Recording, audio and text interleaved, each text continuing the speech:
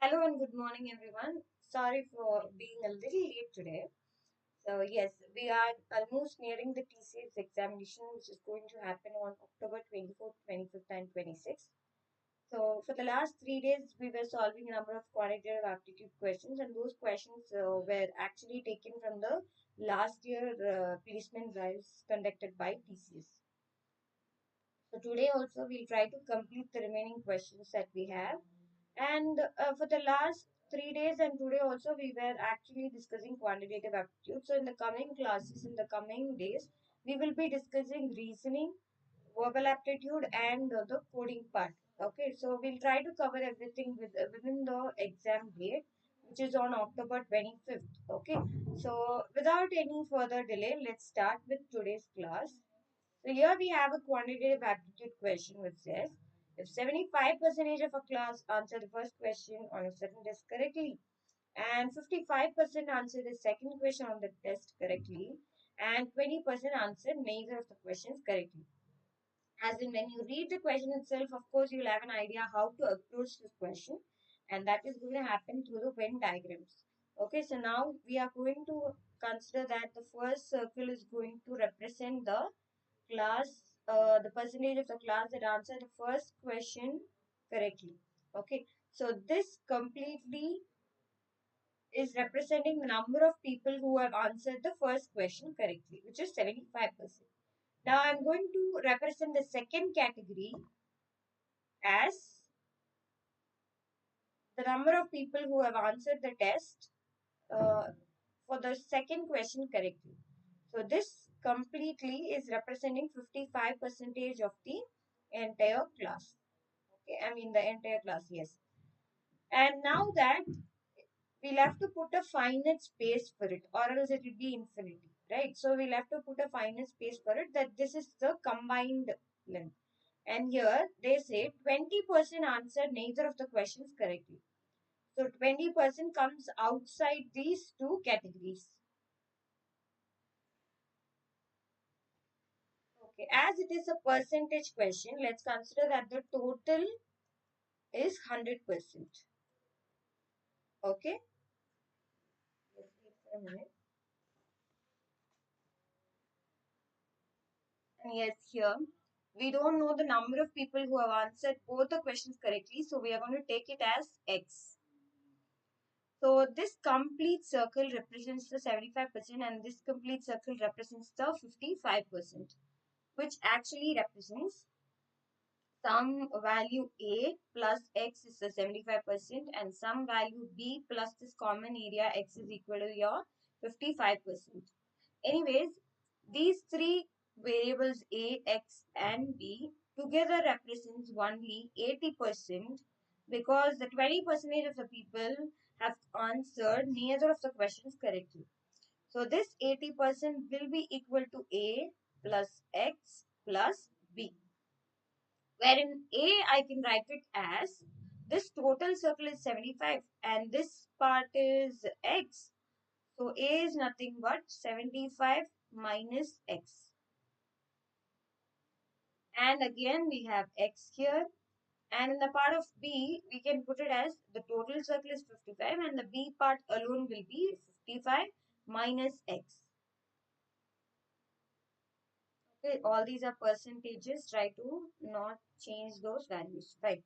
So on simplifying this, we'll be getting 80% is equal to 75 plus 55, which is 130%. And plus x and minus x will get cancelled and we'll have only minus x with us.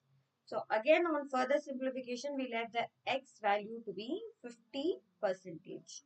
130 minus 80, which is 50%. Perfect.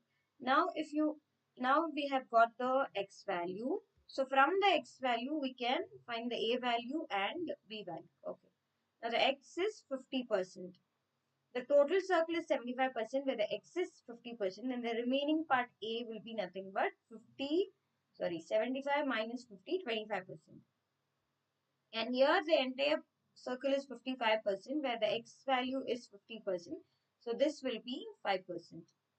So the question is what percentage of the people in the class answered the question, answered answered both the questions correctly is 50%. So 50% is our answer.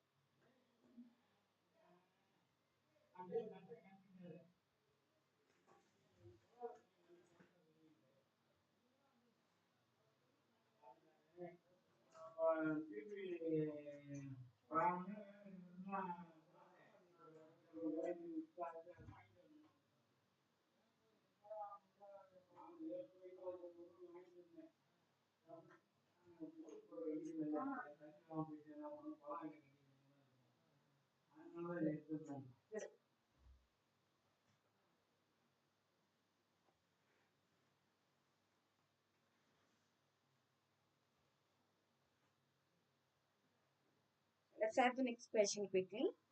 The student's average test on four tests, the average test score of four tests is 78. So A, B, C, D.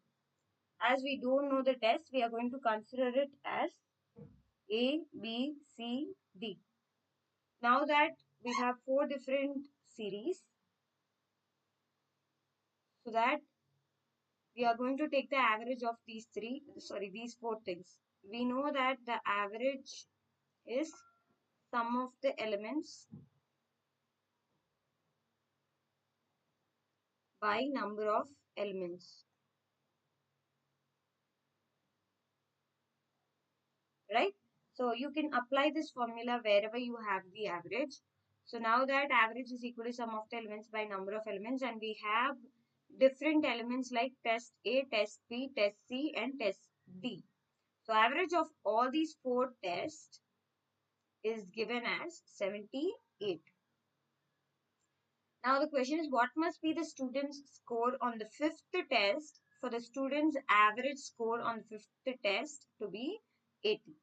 Now basically they are asking, if I'm adding a fifth test called alphabet E, then what will be the average score? So yes, in this case, firstly, from average is equal to sum of the elements by number of elements, we can rewrite the formula and we can write it as sum of the elements is equal to average into number of elements.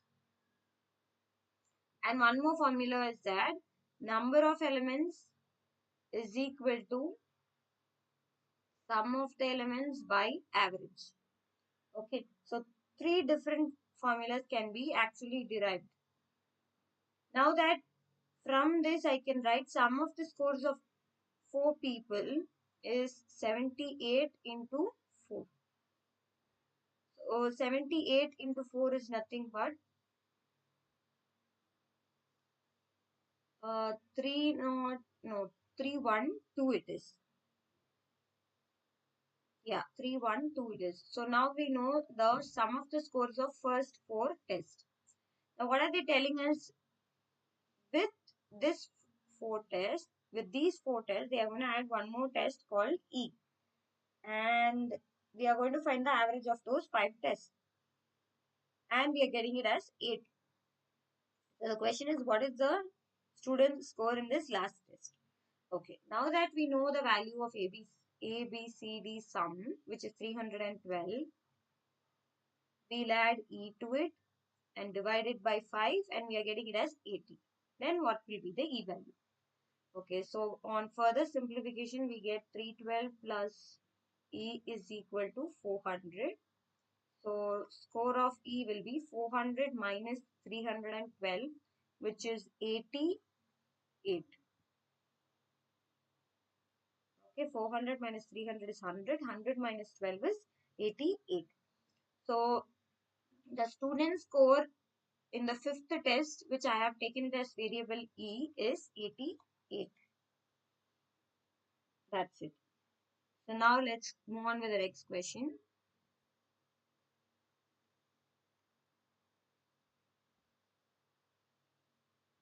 Yes, again over here we have a question again on Venn diagrams, I guess. Let's try to read it. Because in aptitude, always try to read the question and look for what's given in the question and what's asked in the question. Okay, over here, It says Jose is a student of horticulture in the University of Course. In a horticulture experiment in his final year, 20 seeds were planted in plot 1 and 300 were planted in plot 2.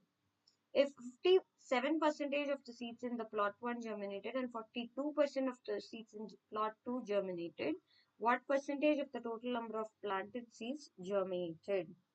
Fine. Now we have plot 1, we have plot 2 here, and now that here we have 200 seeds in the plot 1 and 300 seeds in the plot 2. And now 57 percentage of plot 1 seeds germinated, and over here 42 percentage of the plot 2 seeds germinated. So they are asking what percentage of the total number of planted seeds germinated. Correct. So these are the germinated seeds in plot 1 and plot 2. So our total number of planted seeds will be sum of these two quantities.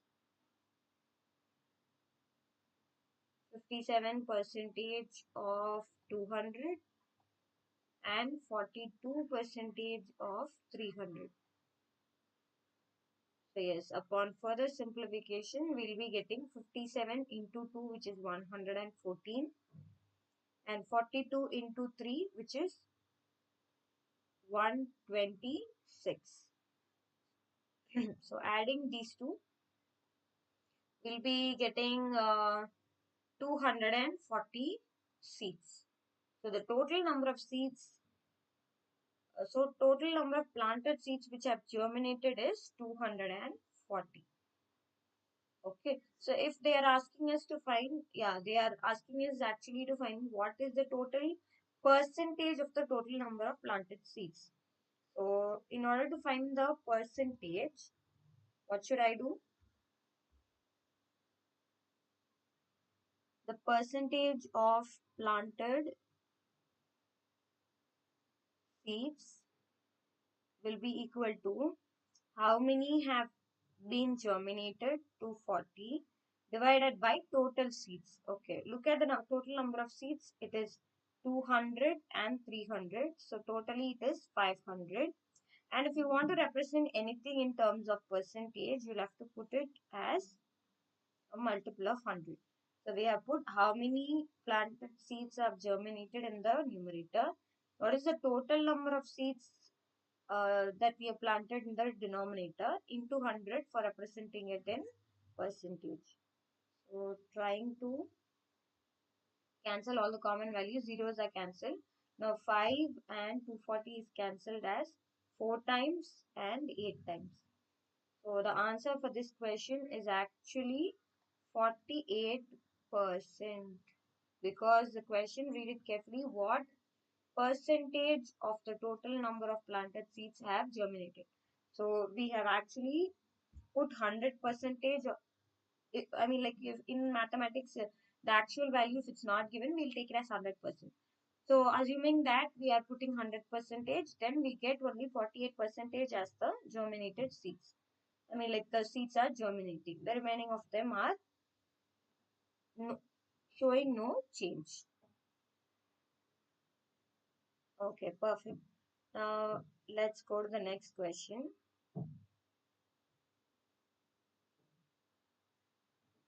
The present ratio of students to teachers at a certain school is 30 to 1.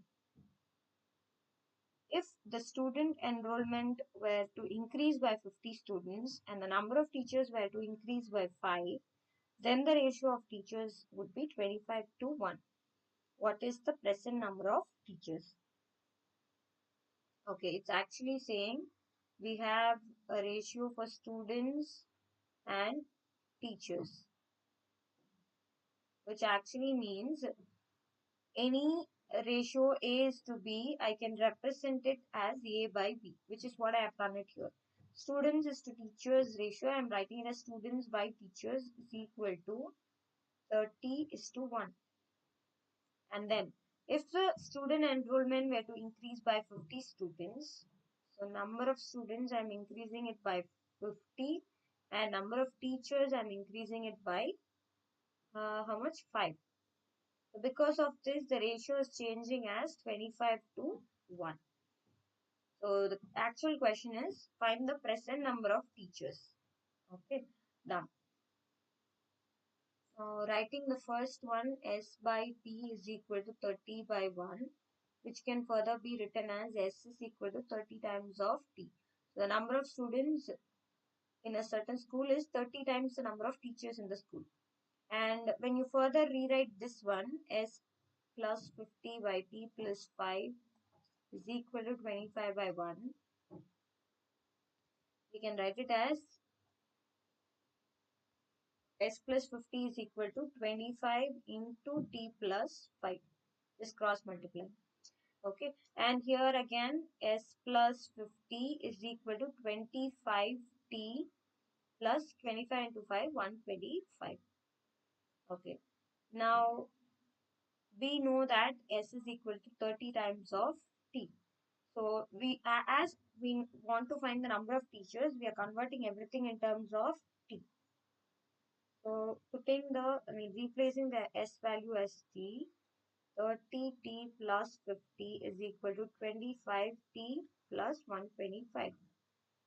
Taking all the variables to one side and the numbers to the other side, 30T minus 25T is 5T, which is equal to 125 plus 50.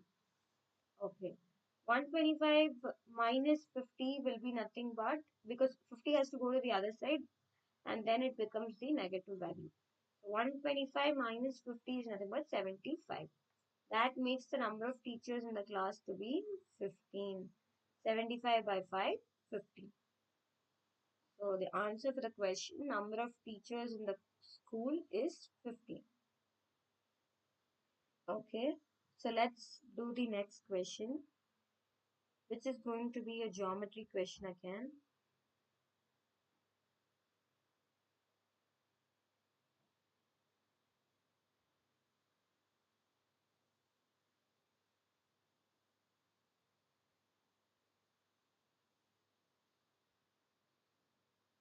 The answer.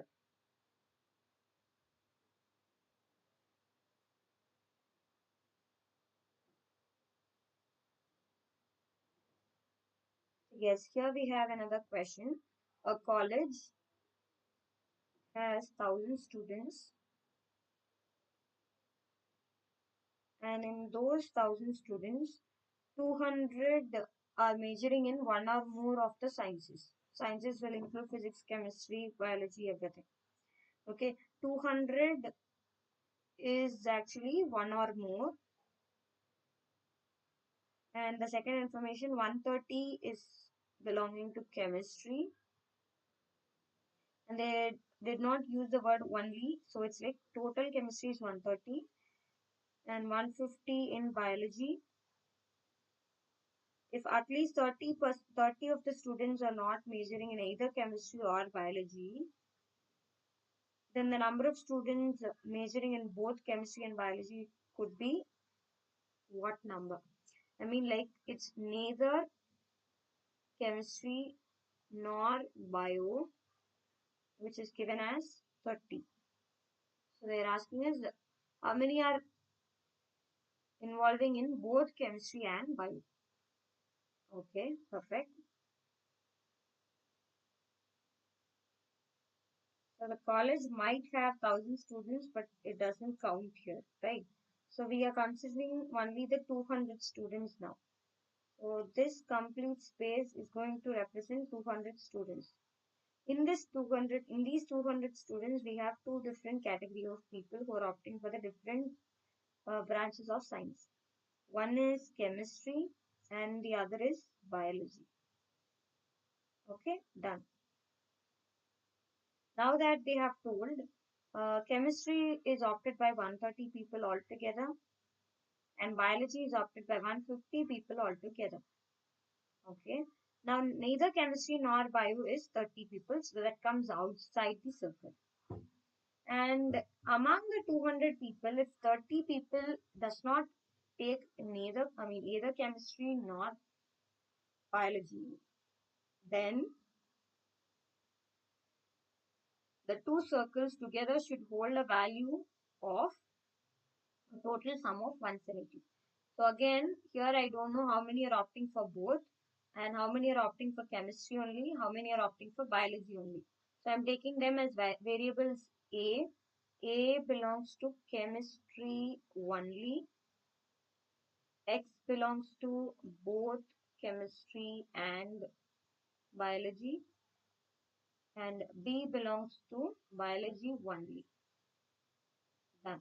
Now I know that A plus X will be the chemistry only, and X will be the number of people opting for both chemistry and bio, and B plus X will be the number of people opting for biology altogether.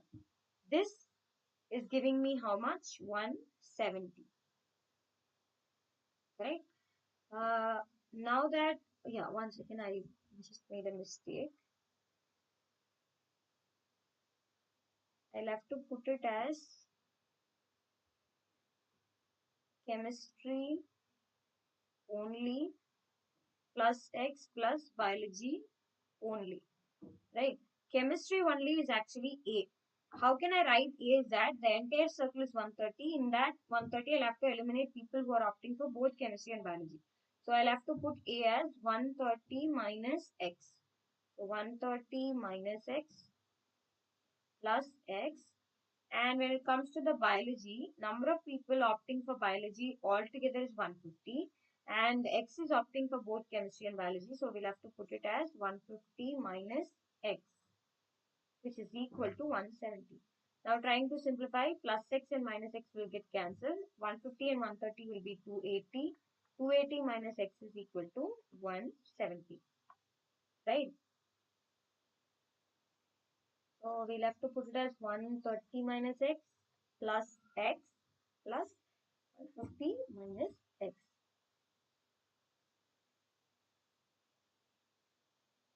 So now the X value, we'll have to find it as 280 minus 170. How much is that? It's actually 110. So the number of students opting for both chemistry and biology, that is our question. Let's put it here. So the answer for the question, number of students who are opting for both chemistry and biology is,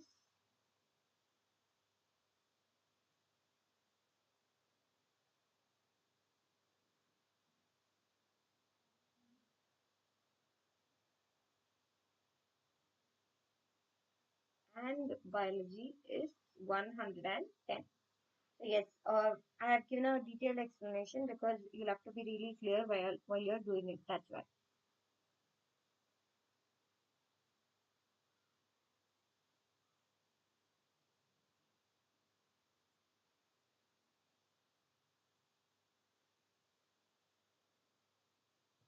Okay, now let's do another question, which would be the last.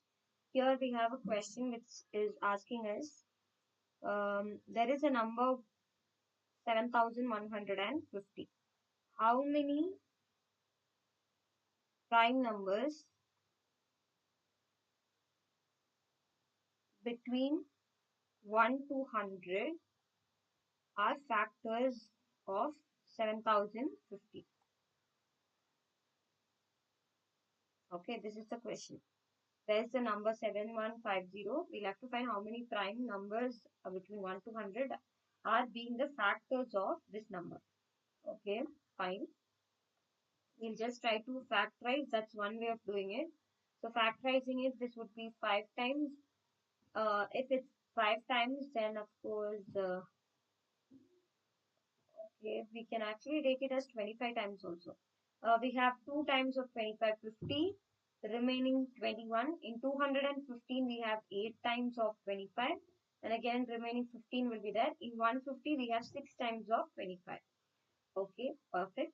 Now, again, we have number of 2's in it. So let's go for 2. So if you take 2, then it will be 14, 143. And 143, when you just try to simplify, 11 times are there. It was like 1 times of 11 and 3 times of 11, right? So we can write the number 7150 as 2 power 1 into 25 can be written as 5 power 2 into 11 power 1 into 13 power 1. Okay, these are this is the way in which I can write 7150. Now, what are the different factors here? So we have um, like how many prime numbers are factors, right? So we'll have to consider only the prime numbers, prime number factors. Okay, we can actually start from 1, but 1 is not a prime number. So let's take 2 here. So 2 is a prime number. We have 5 as a prime number. 25 is not a prime number, but we can take it as 5. And 11 is a prime number. 13 is a prime number, but not 25. 25 cannot be the prime number. Okay. Now, if you add 2 into 25, you will get 50. If you multiply 2 into 25, you'll get 50. That's not a prime number. If you multiply 2 into 5, you'll get 10. That again is not also a prime number. So as they are asking us to find only the prime numbers, only these are the 4 distinct prime numbers that you can have it between 1 to 100. Okay. So for the number 7150, we are actually having only 4 prime number factors right from 1 to 100. So the answer is 4.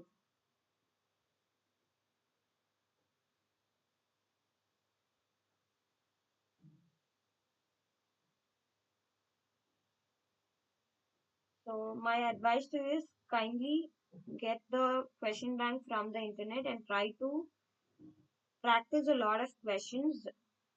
And if you have any doubts, you can actually contact us and email us with the contact details given in the description. So thank you so much for today. We'll meet you in the next session with possibly reasoning and verbal ability. Thank you.